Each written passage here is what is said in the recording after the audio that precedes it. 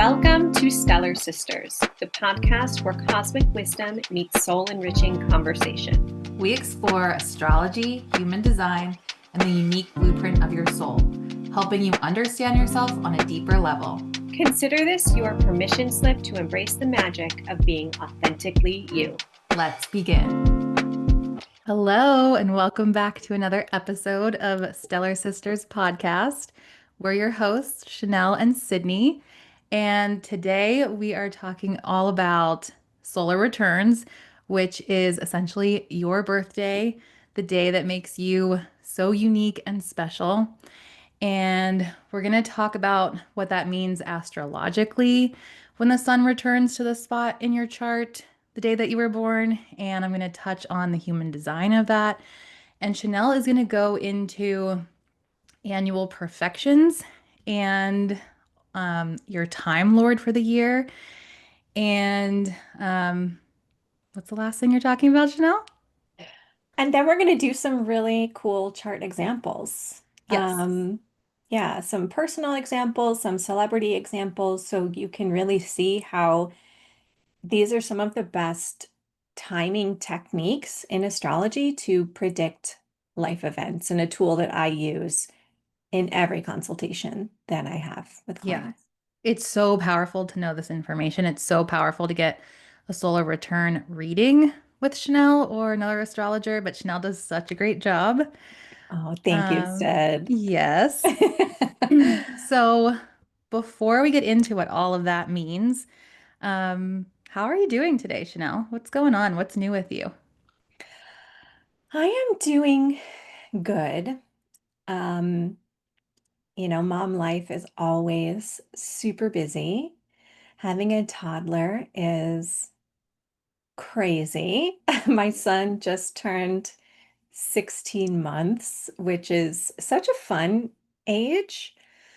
Um, and I find the toddler stage so much easier than the newborn stage personally, even Yeah. though they're running around. But he's also going through a major mama stage and just separation anxiety. So that's something new that we're navigating. It's just they grow into different like stages so quickly, you know? Mm. Yeah. Um, but yeah, just navigating motherhood and toddlerhood at the moment. Mm-hmm. Yeah, I call it leveling up. Like Faye will wake up, my daughter, and we're like, oh, she leveled up again. Like she's doing this new thing today. You know, she just said this new word. It just changes overnight. Or it's like you look at them and they've grown like an inch overnight. It's Yep. like, how did this happen? Yeah. But I agree with you. I think once they hit that like 18-month-ish range, you can kind of start to maybe leave them while you go to the bathroom, you know, instead of feeling like you have to watch everything that they're doing. Um, Yeah. so it does start to kind of get easier in that way. But yeah, the toddler stage is very challenging sometimes. Yeah. Faye right now is pushing back on like everything that we want her to do. She used to Mm, go swimming to her swim class every week, totally fine. And now all of a sudden she just doesn't want to go. And we don't know why. And we keep asking her, like, what, why don't you want to go? She started going to a swim class where she's with a couple other kids and the instructor before I used to go in the water with her. And she was fine for months doing that with the other kids and the instructor. But now all of a sudden she doesn't want to go. So it's just frustrating because yeah. she's going to start preschool soon and she needs to be able to know how to separate from us Yeah. and be with other kids and be with her teachers. So, yeah, I'm a little anxious about that with school coming up. Yeah, because Because that's like next month. Is yeah, it next month? yeah, Wow. first day of school is September 2nd, but we start doing school stuff like end of August. So, yeah, I'm hoping that it's just like a little phase and, things can change overnight. So, we'll Yeah. see. We'll see what That's happens such with a that. big transition coming up for Yeah. you all as a family with her starting preschool. Yeah, it is. It's big. Like I'm really excited for it, but also super nervous. Like I was putting Yeah. her to bed the other night and she fell asleep, and I was looking at her before I left the room, and her birthday's at the end of August. She'll be 3. And I was just like, how do I have a 3-year-old? Like, I literally saw the last 3 years in my head just like whip by really quick.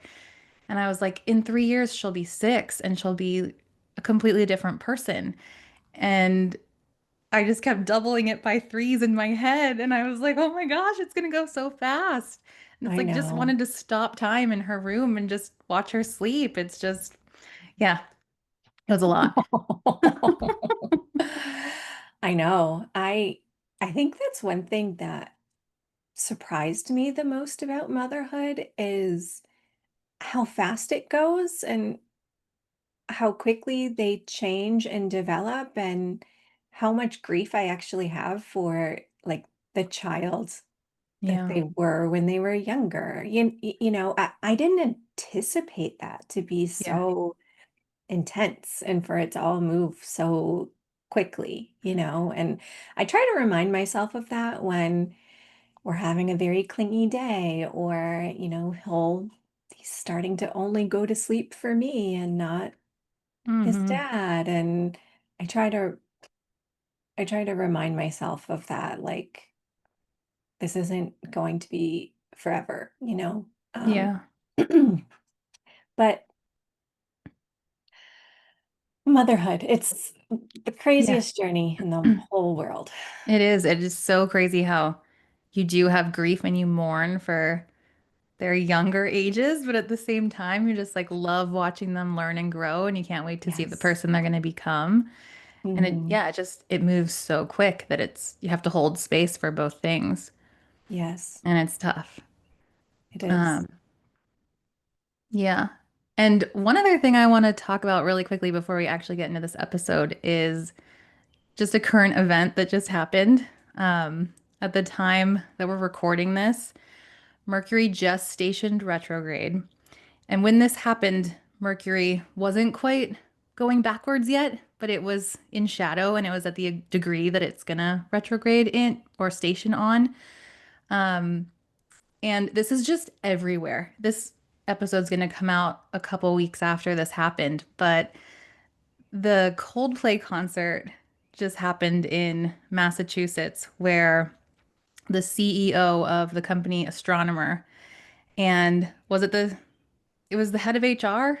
The woman was the Yeah, head I of think it was a HR. CPO. The Yeah. CPO were caught on the Jumbotron, like cuddling, and Chris Martin, the lead singer for Coldplay, was like, okay, these people are either having an affair, well, because their reaction was so like abrupt, like they saw themselves on the Jumbotron and they just They both hid right away. hid And we're immediately. like, we weren't cuddling. They were so embarrassed. Like she covered her whole face with both hands. And Chris Martin's like, well, okay, those people are either having an affair or they're just really shy. And unfortunately, it's their reaction to that like, just set this off. And it's been everywhere on social media. And I feel like we have to just touch on the astrology of this very quickly before we get into the episode because I pick up my phone and it is like every other post I see on Instagram or Facebook or like Reddit or my husband sending me something and just meme after meme. And it's just like so dramatic and getting so blown out of proportion. And Yeah. now people are using AI to create different scenarios around it. And it's just crazy. So Chanel, quickly tell us what's going on with Mercury. I mean, there's probably, There's probably multiple things there's going probably on. multiple things, but like to me, this is such a loud Mercury retrograde in Leo. Me too. Yeah. Like it's first of all, it happened at a concert where they were put like on stage, essentially, Yeah. which is so Leo. Like Leo wants to be seen, it wants to be noticed. And it's so dramatic, like the drama with it. Yeah. It's like so Leo, it's so bold, it's so like, it's just like so crazy. And like Mercury retrograde, it's kind of like, you're going to be found out one way or another, especially when things retrograde, like, things are going to be revealed. Things are going to come up that like maybe you didn't want to, or you didn't expect them to, or like things were going well with their affair up until now, and then Mercury retrograde hits and it's like, psych, you're caught, and in a very Leo, bold, dramatic, in your face kind of way. So Hmm. it's so crazy. Like, it's like really crazy. I mean, and like this Mercury retrograde in Leo, and with this is the first time Mercury um is hitting with the Gemini, with Uranus into Gemini too. Mm, yeah. So, um, you know, that Uranus in Gemini is being ruled by that Mercury in Leo. And I feel like Mm, there's so much, like you were saying, like so much content out there, yeah. which is like And very Uranus and Gemini. yeah, or just like the shock factor and like Yeah. this surprising event that happened. Yeah. And it's so funny because like the first thing I saw about it, like the first post, I was like, yeah, okay, like big deal. Like, who cares? Like, why is this even like being reported on? Like, I don't care about this. But it's the fact that like how they reacted to it and now it just being so blown out of proportion, just like each time I see it, I'm just kind of chuckling about it. And I'm so interested to know like what these people's charts look like, what's going on their charts, what's being activated. I want to know like the wife's chart and the friend who also worked for the company who obviously knew about their affair. I Like know. what's going to happen to the company, what's going to happen to the people? Like now I'm so invested in it. It's just it's just fun comic relief at this point. I know. I mean, sucks for them, like Yeah, it does. that this is all over. And also sucks for their partners and spouses that Yeah, I feel terrible for their all over. families.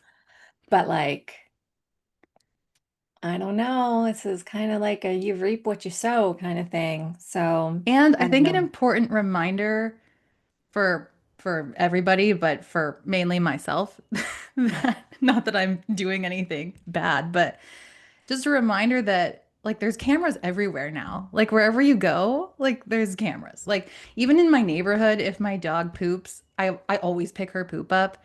But like I don't know, there's a time where she poops like under the bushes and in the Pachysandra where I can barely pick up the poop and I'm sometimes like, "Oh, should I try it? Should I get that?" And I'm just like, "Yeah, I should probably attempt it because someone's probably watching me right now. I'm probably on someone's camera."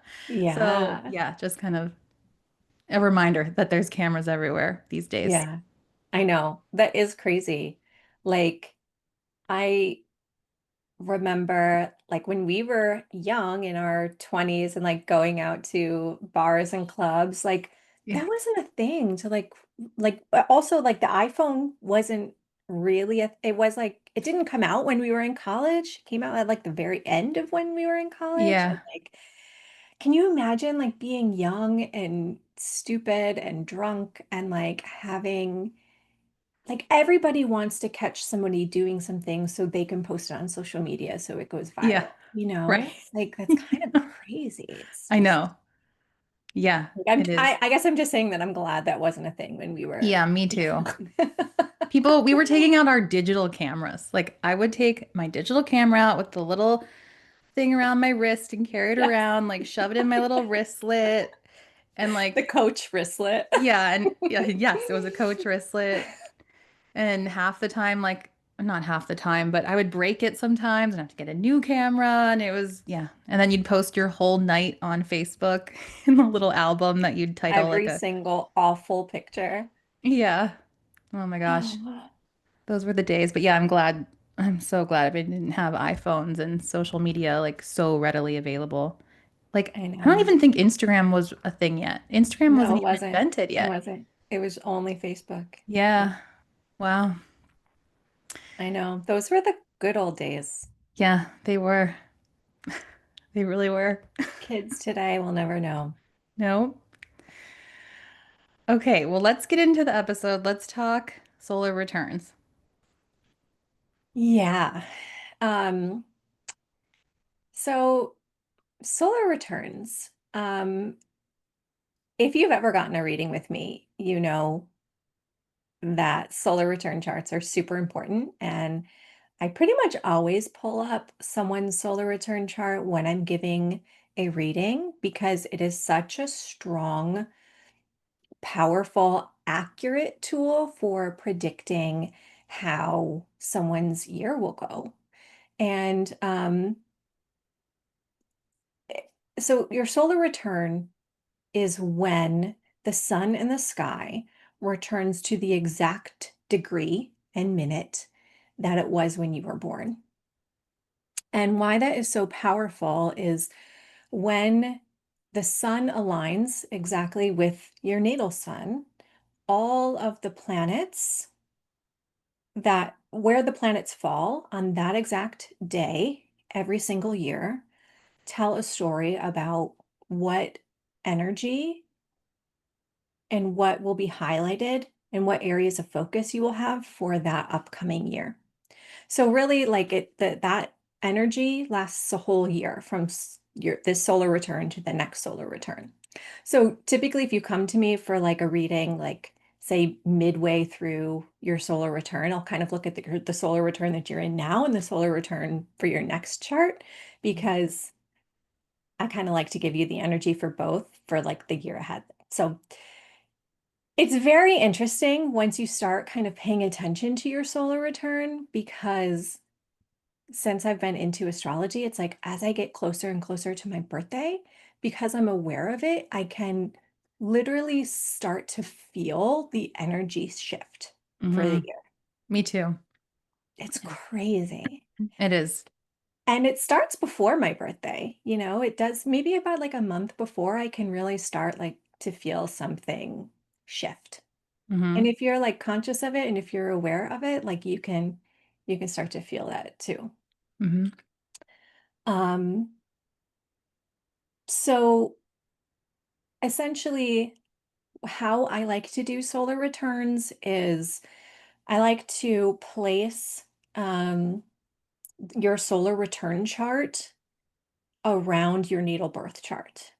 So I like to do your solar return chart in context of your natal birth chart, if that makes sense. So you're pulling up the natal chart first. When she's looking at it, she's pulling up the natal chart that's in the middle. And then the second chart would be the solar return chart. So that's on the outer wheel. Yes. Yep. Hopefully So I that have makes your sense. Yeah, so I have your natal chart pulled up as the inner wheel and the solar Yeah. return chart as the outer wheel. So Mhm. I don't ever really look at solar return charts alone. Like I don't have just the solar return chart up. I always have it up in context of the natal chart. And that's so Um, you can see what houses the planets are in. Is that right? exactly, Okay. exactly. Yeah. And so, So you're looking, just so I can have clarity on it, yeah, you're looking at the solar return as like the transits for the year. Like that's the transit chart to the natal chart. yeah, that's definitely a way you can phrase Okay. it for sure. Um, Yeah, because the where the planets fall on that day, say like Mars is in Aries for that day, but like Mars only typically lasts about 2 months in each sign. But that Mars and Aries energy and whatever house it falls in your birth chart will be there for like that entire year. Mm-hmm. And the transits that are happening on that day, say that Mars in Aries is,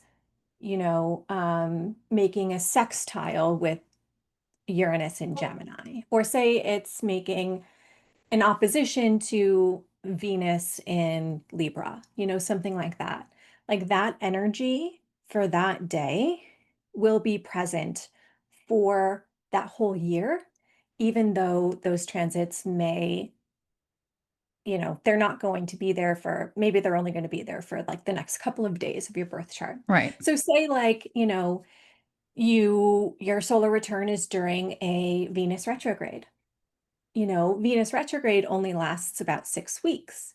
But if on your solar return, Venus was retrograde, that's really a year where you will be kind of experiencing that Venus retrograde energy.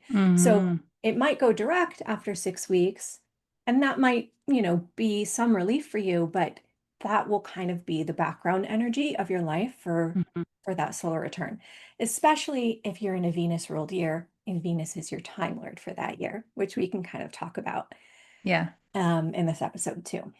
Okay. Um, so yeah, that's the solar return chart.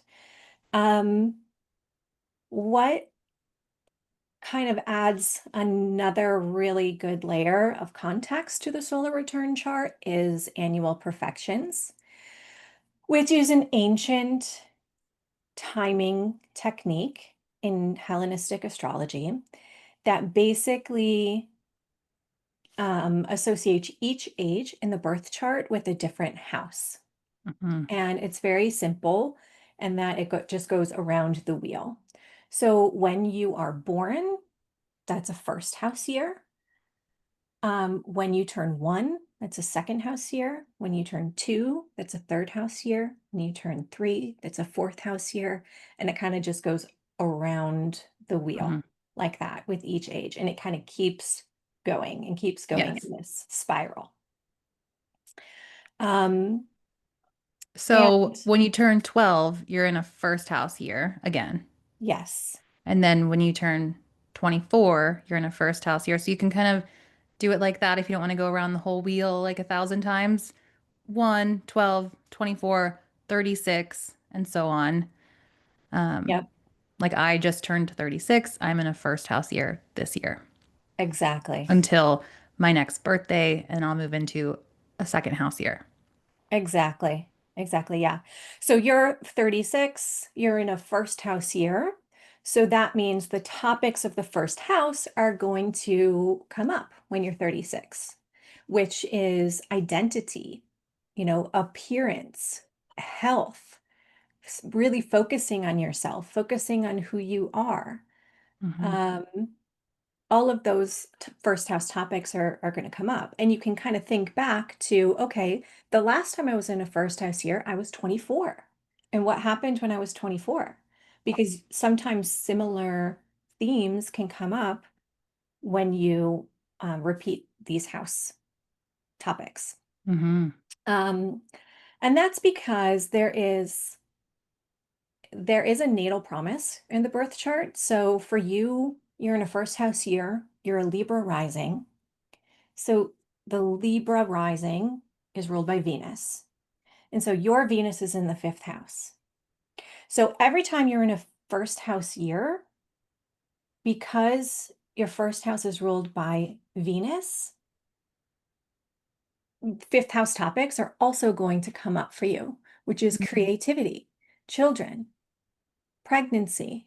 I'm not saying, I'm not suggesting you're going to get pregnant, but it could sometimes imply that, but not all the time. Yeah. Um, yeah, creativity, pregnancy, joy, play, leisure, and I think, a lot is happening with your daughter this year, those fifth Hmm. house topics of children, like we were just talking about. She's starting preschool and all of this stuff. And also, I think like your creative hobbies have really also started to come up for you this year.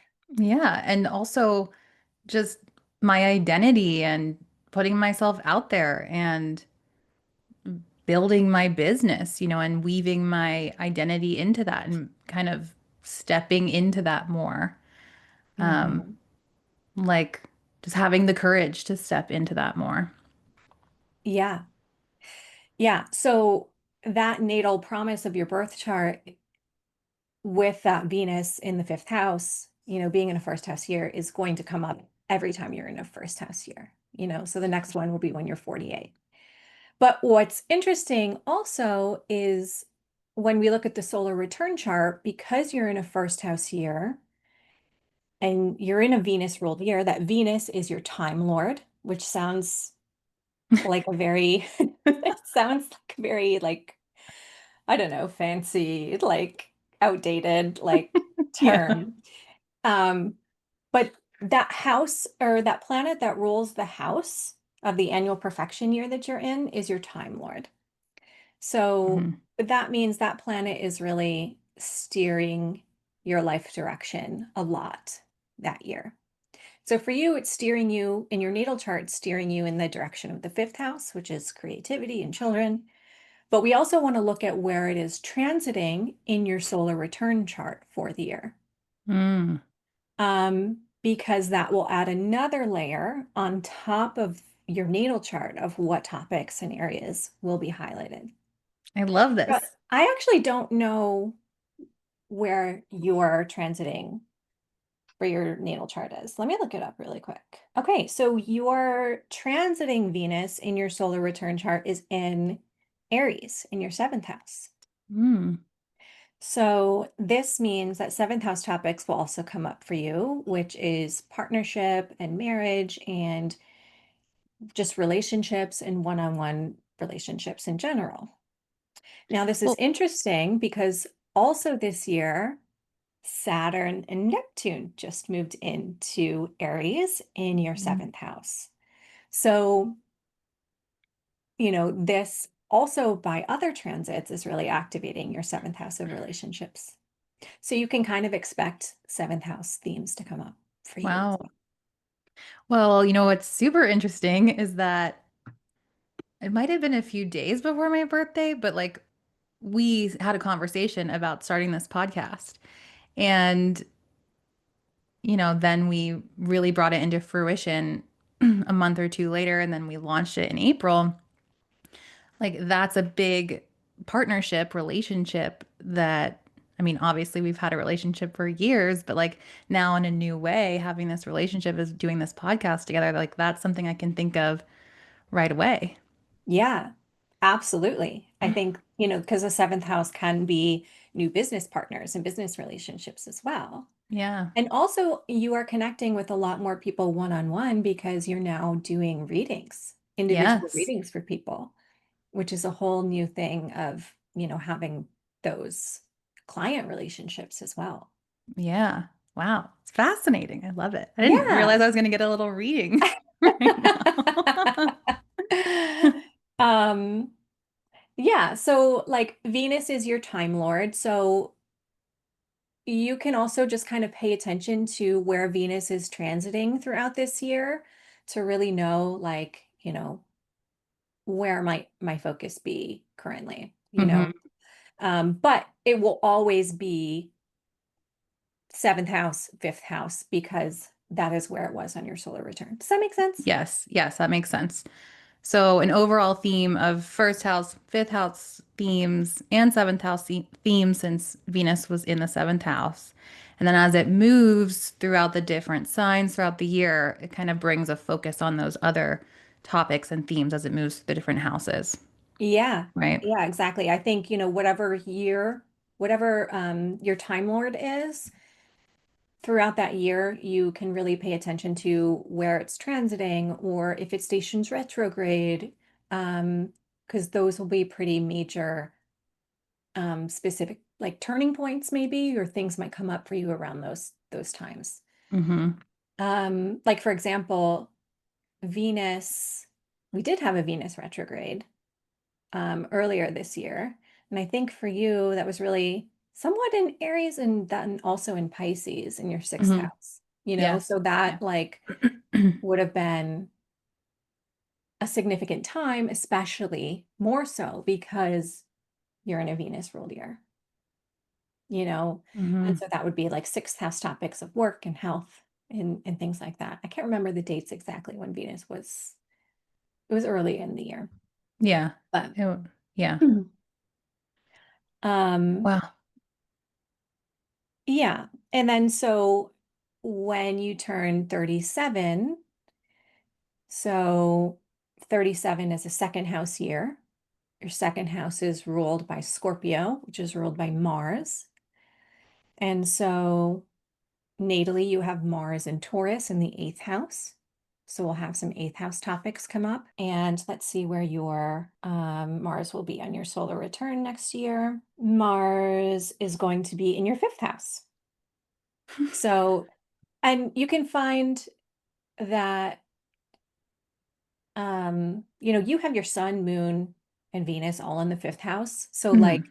whenever you're in a sun year, a moon year, a Venus year, it's always kind of coming back to that fifth house. So like those fifth house topics, also because you have like three of the most prominent planets in your chart, like that house is going to be activated a lot for you because it's Wow. also part of your natal signature, you know? Yeah. But this is also activated by transit. So next year you'll have your second house because you're in a second house year, which is money, finances, your personal income.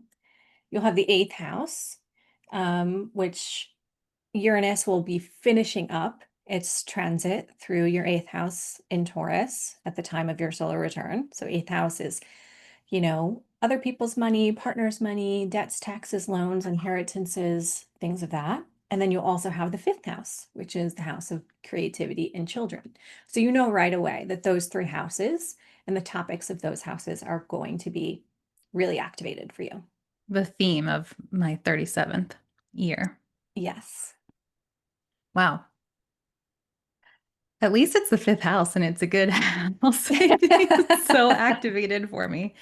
And what's funny too is that my career line, the MC line, in my 10th house is ruled by the moon, which is in my fifth house natally. So, I mean, correct me if I'm wrong, but I feel like career things sometimes come up too with that when I have stuff in the fifth house because it's like hitting my moon and that's connected to the 10th house. Is that correct to Yeah, say? it absolutely could be because the fifth house is tied to your career. The fifth house is Yeah. tied to what you would do for a living, you Hmm. know? So absolutely. Yeah. You're spot on with that. And it's also Okay. your sun, which is your identity. I mean, the fifth house is just such a huge house in your chart, you know? Hmm. Yeah, I love that. So yeah, that's annual perfections and time lords. I mean, you can always just look at like an annual perfections wheel and find your age and kind of know just in general like what house you're in for this year of life. That can, sometimes just be a quick, easy way to see like, oh, what topics are going to come up for me like this year or next year or whatever. Hmm. I think what's also interesting about annual perfections is each house in your birth chart gets hit at some point in your life. You know, you're constantly going around the wheel. So people always come to me and ask, like, my fifth house is empty. What does that mean? Like, and it doesn't mean anything. It just means that, like, like your career is tied to the fifth house, your identity is tied to the fifth house because you have your sun and moon there. But it doesn't mean that someone who has an empty fifth house, like me, I don't have anything in my fifth house. It doesn't mean that like I'll never be creative. It doesn't mean that I'll never have children. Right. But my fifth house was actually activated by um, this like by my solar return chart and by annual perfections. And that is actually when I got pregnant and had my son. Mm. So like maybe the fifth house isn't like a super prominent house in your chart, but when you come to a fifth house year, you will be able to like get a little taste of maybe what that fifth house means or when it's activated by your solar return or annual perfection. Does that make sense? Yes. Yeah, it does. Yeah. So you'll always get get to know, you know, that house, even if you don't have any planets there. And that astrological sign, right? Like, I don't know, say you like um I have Gemini in the ninth house and I have nothing in the ninth house in Gemini, you know? Hmm. So when that house is activated, like you kind of get to experience that house, the signature of that and the sign. Yeah. Yeah, definitely.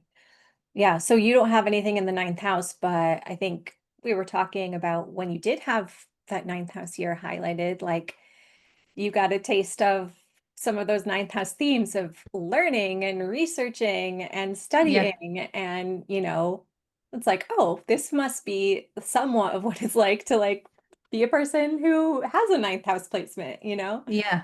Yeah, exactly. Yeah, it was. It was the year before I gave birth, and I was just so into researching about everything that went into birth and pregnancy and learning. And I was really into still astrology and human design at that point and learning a Hmm. lot and taking different courses. So yeah, it was a heavy year on that. Yeah. And also, you will, so in your birth chart, you know, all of the planets are making different aspects to each other. Like let's just say like I'm trying to think of an example in my chart. So, what can I use? Like say let's look at your chart. So actually in your natal chart, you have Sun square Pluto. Like that Hmm. is a natal aspect that you have. Yeah. Um, and but that aspect might not always be activated in your life. But when you're coming up on the second year, or this 37th year, which is the second year annual perfection, when you have Pluto in Scorpio in your second house, Hmm. and it's squaring your natal sun, and your fifth house is also activated, this might be a year where you can feel more strongly that Pluto square sun aspect in your natal chart, That's fascinating. you know? Yeah. So it can be, you can like those aspects in your natal chart that might not always be super activated can be activated more with your solar return chart. Does that make sense? Yeah. So, like, what, expecting like transformation to my identity, maybe some deaths and rebirths, like within myself as a person? Yeah, I think this looks, a lot like some sort of transformation financially for you, Mm, you know? This, I think it has something to do with your finances and then also something to do with your identity as this like creative person as well. mm, Because it's wow. this tension, this square between your second house of money and finances and your fifth house of, creativity.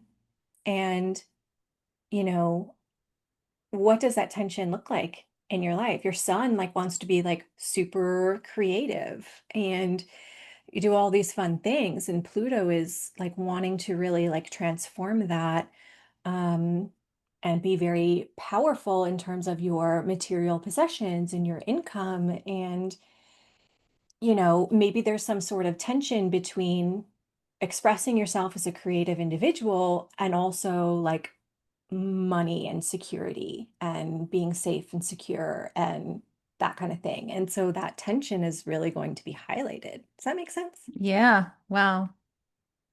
The solar return reading and the annual perfections it's so powerful. It's so helpful and supportive, I find, Hmm. to get those done around your birthday. And you can really just plan out the year and have awareness around it and maybe kind of see what bumps in the road might come up or like different months that are going to be a little bit easier and flowing more for you.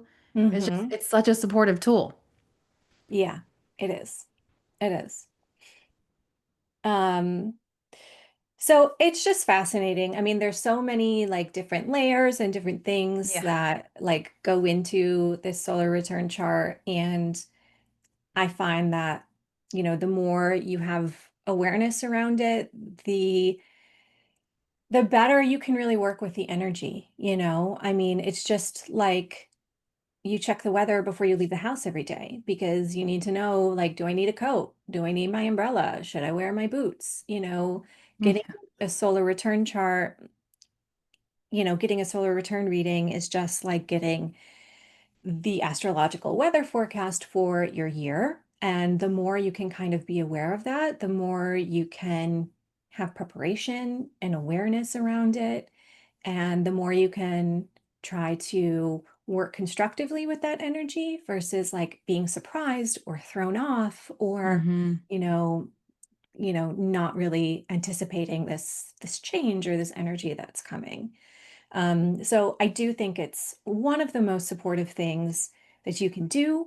I think it's a great time to get a reading when it's your birthday because that energy is changing. I have a lot of clients that come to me and book a reading like every year on their birthday. Mm-hmm. And it's fun for me because I kind of get to see like how the past year went and like also like what's upcoming for them.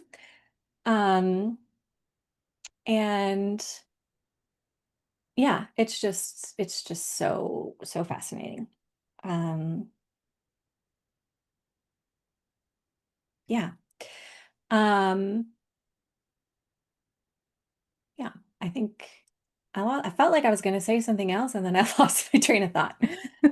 I think you Um, hit everything you wanted to talk about. yeah, yeah, yeah. So your birthday is a really good time to come for a reading, but obviously you can come for a reading anytime, but Yeah.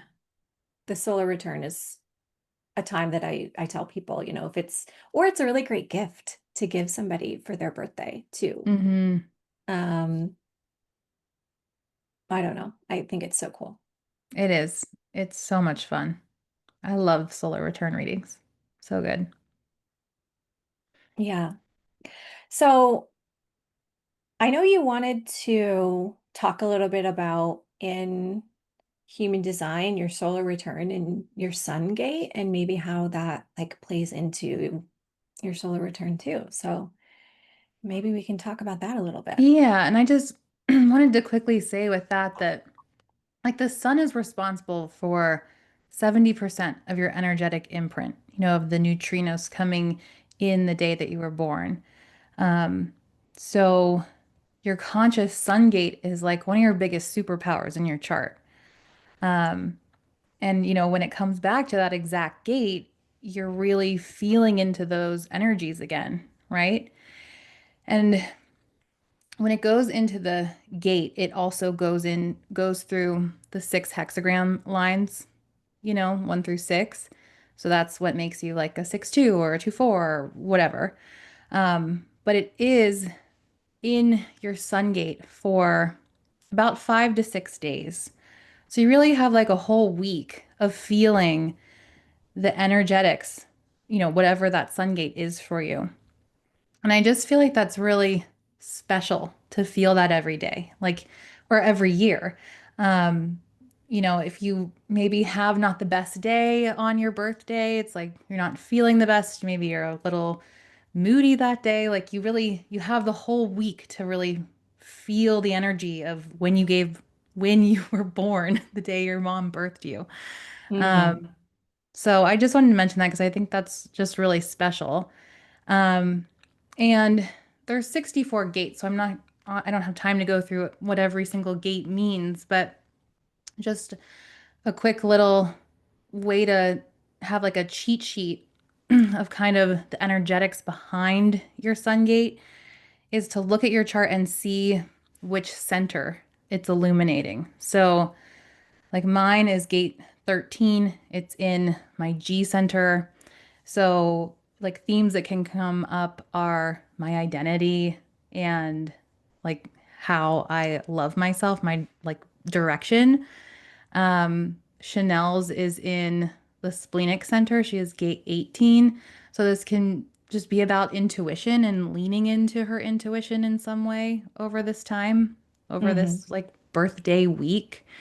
If you had a gate in your sacral center, you can just really focus on what lights you up. It's your life force energy, and so on. So I think that can be really fun just to look up just what center your sun gate is illuminating.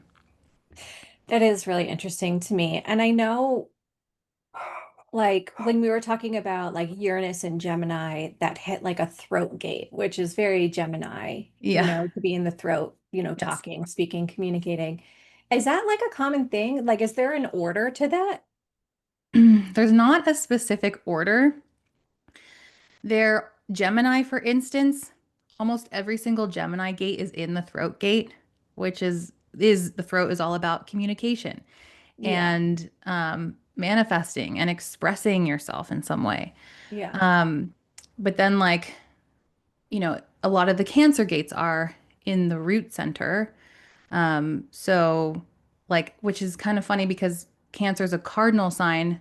The root center is like a drive, an ambition, like a motivation to start something, to create something. Mm. Not every Cancer gate is in the root center, but like a lot of the Libra gates are in the splenic center. Hmm. So more on the intuition side or instincts or survival or like your health. Um, Mm. but then, there are certain signs that are just like dispersed into a lot of different centers. Like There are. Okay. Aquarius has multiple different centers that it can be in, and Sagittarius has a lot of different ones. I think Sag has a lot in the sacral center too, but yeah, it's super interesting because you could be an Aquarius with a G center sun gate, or you could be an Aquarius with a root center gate, so Hmm. just Hmm. different nuances and layers to that. Yeah. So, or you could have an emotional solar plexus sun gate. So, you could just Yeah. be more into your feelings and your emotions, just in general. Yeah. Yeah. So, yeah. Super interesting. I Yeah. love that. I love that. And I think I don't know, it speaks to like how there is something like special about your birthday every year and like how that Yeah. sun returns to the place that it was when you were born and the magic of that time, Yeah. and really being able to like lean into that is Hmm. and be intentional about it is really special. Yeah, it is. I mean, magical is the best word. I feel the magic every single year. And I'm not somebody that's like has to have a big party or like wants a lot of people around, but it's such a magical time, whether you do want to have a big party or just celebrate with a couple people or do something with yourself, it's such a potent, energetic time for you. Yeah, it is. It is. Cool.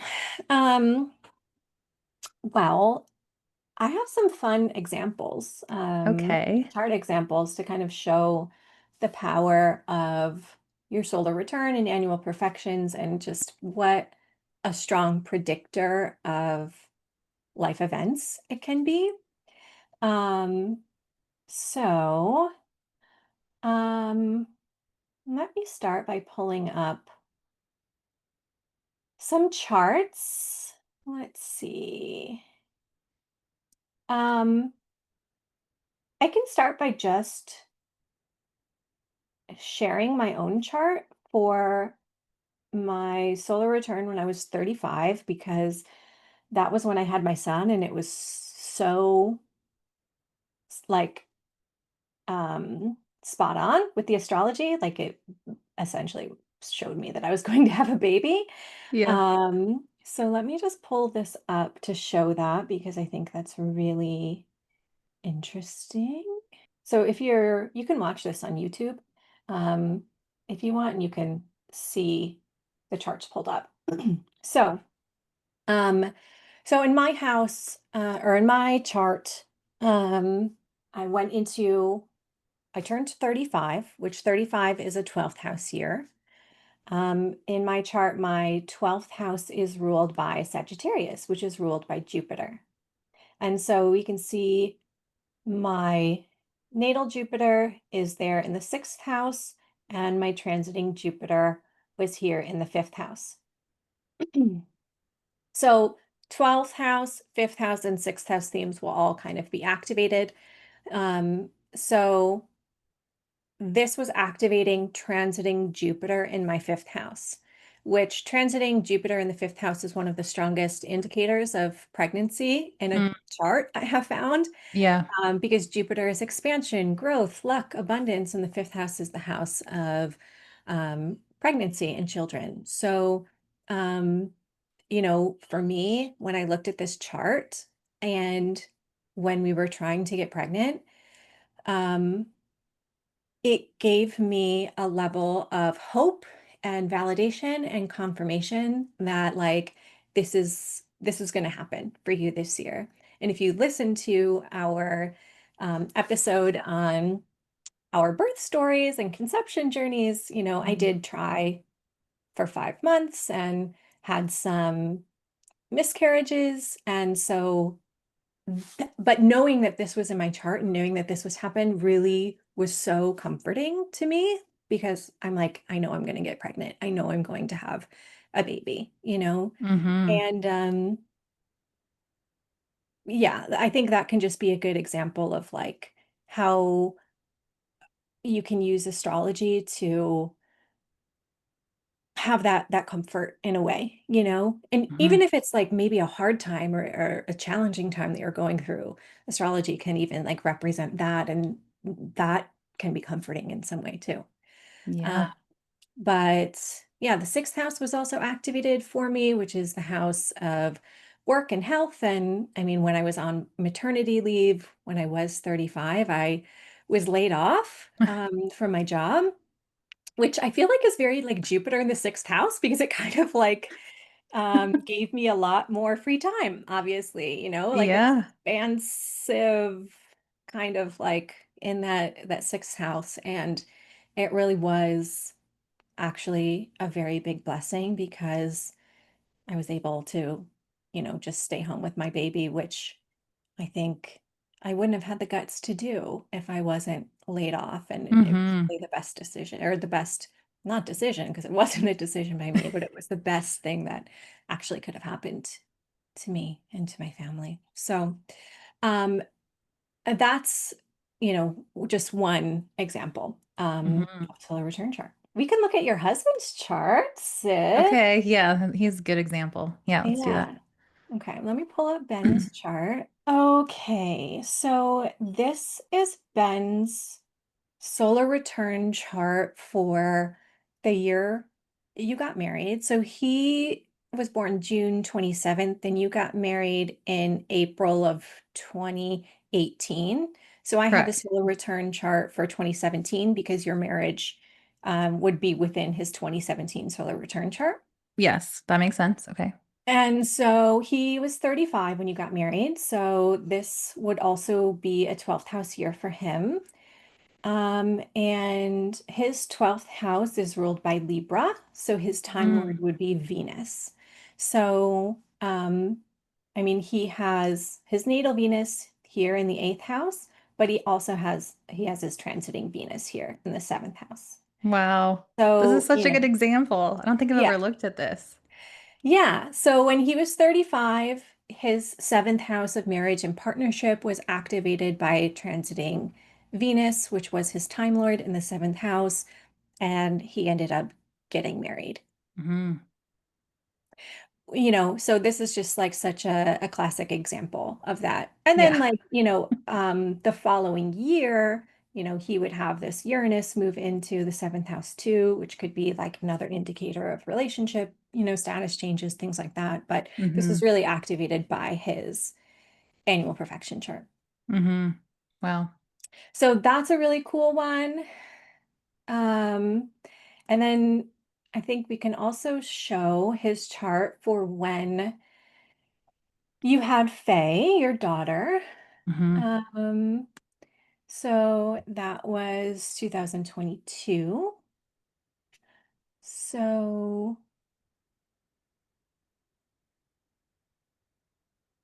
let me get this together. So yeah. So let me show this. So he was 40 when you had Faye. And this one's like just pretty like cut and dry.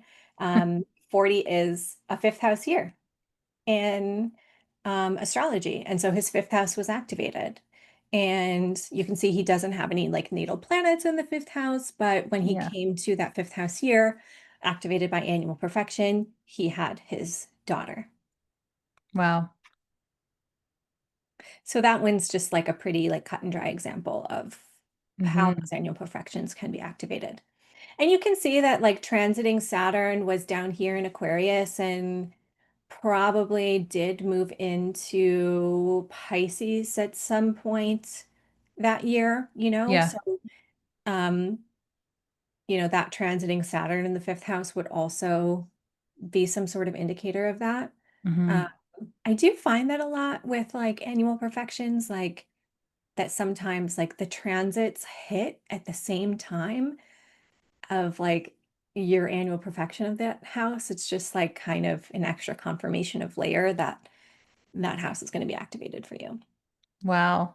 This is fascinating. Yeah, isn't that cool? Yeah, really cool. Wow.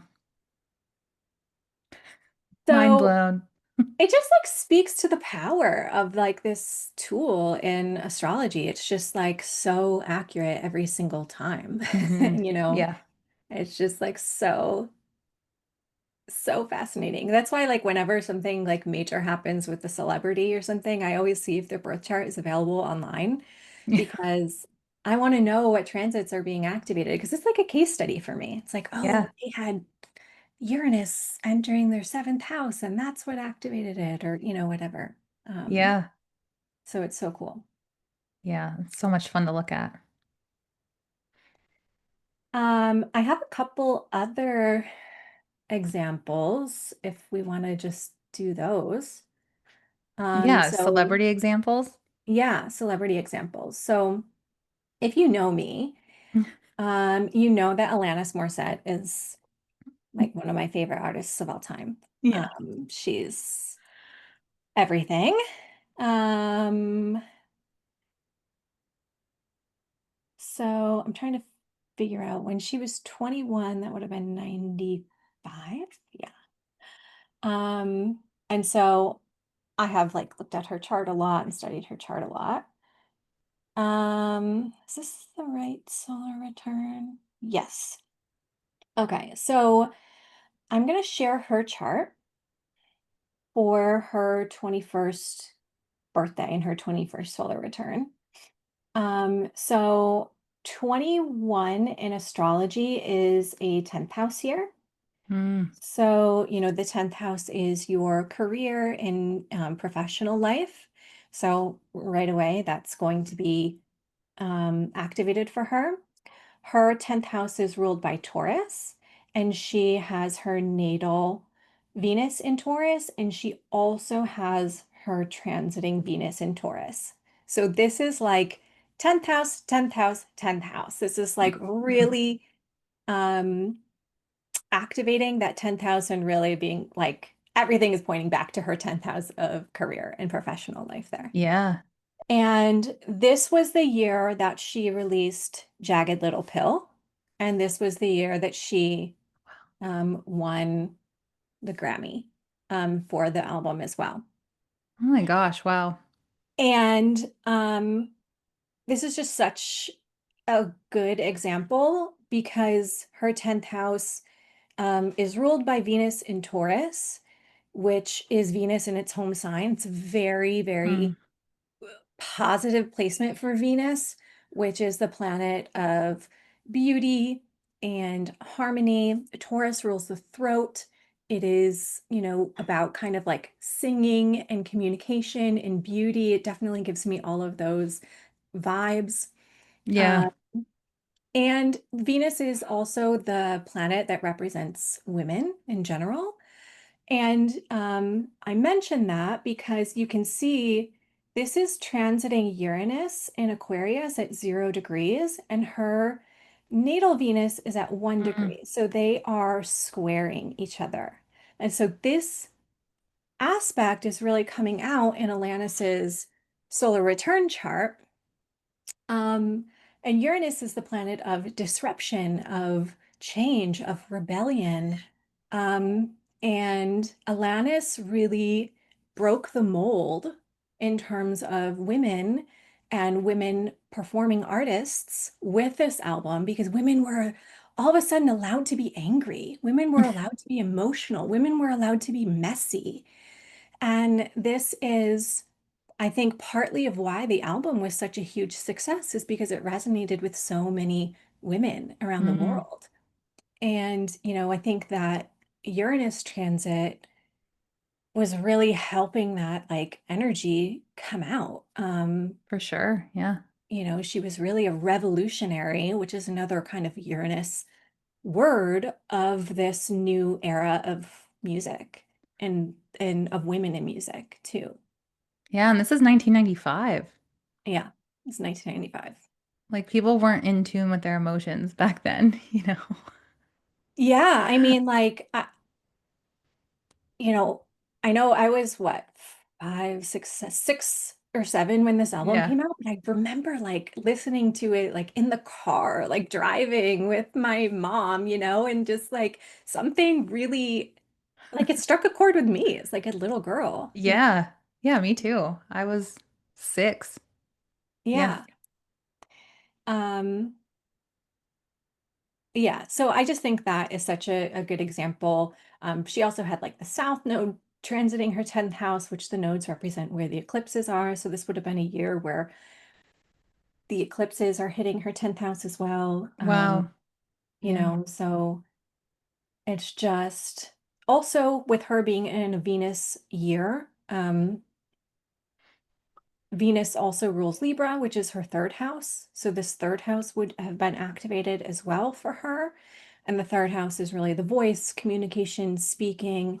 Wow. She has Pluto there, natal Pluto, and her natal Uranus there as well, which is like Pluto in the third house is like speaking your most raw, vulnerable, honest Mm. truth, even if it's painful, even if it hurts. And Uranus too is like revolutionizing the way that you speak, the way that you express yourself, having that be like a little bit different, which is that third house too. So um it's just like so fascinating. Wait, I just have to say with her, she's such a good example of like somebody so tapped into the gate of her sun. Like her sun is in gate 16 in human design, and this is the gate of skills and talents and enthusiasm. And it's about like refining what you're naturally good at, like putting your focus on things that you love to practice. And her sun gate is in Gemini, it's a throat gate. So, like how she expresses and communicates, and she's a singer, she's really found like the mastery in singing and sharing her voice with the world. Hmm. And it like it supports this year, but it's just such a theme in her chart, Yeah, of her I mean, energetics. her whole life, like that is like can be her whole like life and mission summed Yeah. up. Yeah, exactly. Yeah, I just like I love her so much. Yeah. I'm obsessed with her. If I'm like feeling in a bad mood or in a slump, I still play Jagged Little Pill or like so many other albums because they Yeah. just like resonate with me so deeply. I'm like, I don't know, every feeling, emotion, she's just one of my favorite people. So, Hmm. Great example. yeah. Okay. So, Meghan married Prince Harry when she was 36. Hmm. Yes. So she was 36 when she got married. So she was in a first house year.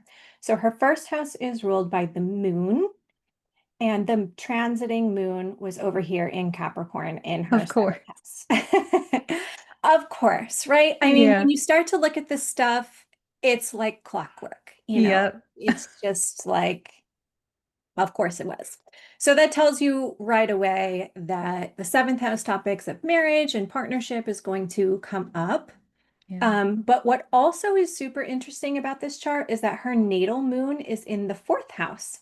And so this tells me fourth house topics are going to come up as well. And if Mm. you look, she also has natal Saturn, Jupiter, and Pluto in Libra as well in the fourth house. So this is like 4 planets in the fourth house. That's a pretty stacked fourth house. This is also Saturn in Libra, which is Saturn exalted in the fourth house, which kind of gives like some level of like status or, prominence to the fourth house of home and family. And it's Mm. conjunct Jupiter, which is, the house of luck, growth, expansion, yada, yada, very positive planet. Saturn, is in its the best sign that it could be in. And then she also has transiting Jupiter in Libra in the fourth house as well. So this is also a lot happening in her fourth house of home and family. And not only is she getting married, but she is joining one of the most public, wealthy, well-known, prominent families in the entire world. So, like, her fourth house of home and family is really activated. Um, now she is associated with probably the royal family, like Right. one of the most famous families in the entire world. Um, which I just think that is so fascinating with Hmm. this chart. Now, obviously, they went on to like leave the royal family and like have all of this like conflict and tension and whatever is happening with them. But isn't that just like so fascinating? Yes. Yeah. Yes. And it's just so, with all of this stuff, and I think this topic, what I'm about to say, could probably be its own podcast episode in and of itself, but like it just really makes you think about fate, and Hmm. like all of these events in our lives are really somehow predestined, predetermined. They're fated to happen in our lives. And it really brings in the question of like free will, I think. And that's something that my mind has been changed a lot since learning astrology about free will. I think pre-astrology, I would have said, of course we have free will. We can do whatever we want. But post-astrology, post-learning astrology, post-looking at all of these charts and seeing how all of these transits always align so much, it has really made me rethink how much free will we actually have. Because I do think that some of these events in our life are really fated and destined. And Hmm. instead of making me feel um, powerless or restricted in that, I think that actually makes me feel um, relieved. Like there is some higher order, there is some higher power, there is some order to the universe that is unfolding that is greater than just me as an individual, Hmm. you know? And I Yeah. think that that would have helped me as a young person to know, like in my 20s, because I think when I was young, I felt like, oh my God, I have to work so hard and I have to make sure that I'm getting where I'm going. And it's me, me, me. And it's me that I have to do all of these things and I have to do them alone. When Yeah. really I do think that there is some sort of higher power um, that is helping us along the way. Hmm. And that the planets are signs from God or the gods, or however you want to put it, that these things are happening. It's not the planets that make it happen, just like it's not the clock hands that make it be 3 o'clock in the afternoon. It's just they're pointing to what time it is. And I love that. that's, the planets are pointing to what time it is in your life. Hmm. Um, Yeah. yeah. And so that's my little spiel on fate and free will there. Yes, I love that. Um, Wait, I just have to mention about Meghan Markle. Her sun gate is gate 33. And so this gate is called the gate of privacy. Um, so like, yes, she was in the spotlight with the royal family, but she does need privacy, right? Like she needs time to, it's all about her reflections and needs a place to retreat and then share and communicate the wisdom from that just based upon memories and observations. But she needs privacy to do so. So I just think that that's Wow. just crazy that she has that signature. as her sun gate. Like she does need that privacy, even though this is a throat center gate, so she is meant to share her reflections and observations and wisdom, but she does need like that private retreat to do that. It's interesting because she's a Cancer rising, the moon rules her chart, and her moon is in the fourth house, of home and family and private life. Mm-hmm. So like that Makes sense with her birth chart as well. Yeah, just certain themes coming up. Well, we hope you enjoyed this episode. It's so much fun to look at your solar return chart and your annual perfections and just use it as a tool to help you guide you through the year. Um, so hopefully you learned a lot from that. If it's your birthday or whenever your birthday is coming up, definitely get a reading with Chanel because it's so powerful to know these things and it'll really help you a lot. It's so supportive. Yeah. Thanks for listening. Hope you enjoyed the episode. And please rate and review us if you can. It would mean the world to us to get our podcast out. Yeah. Have a good day. See ya. Bye bye.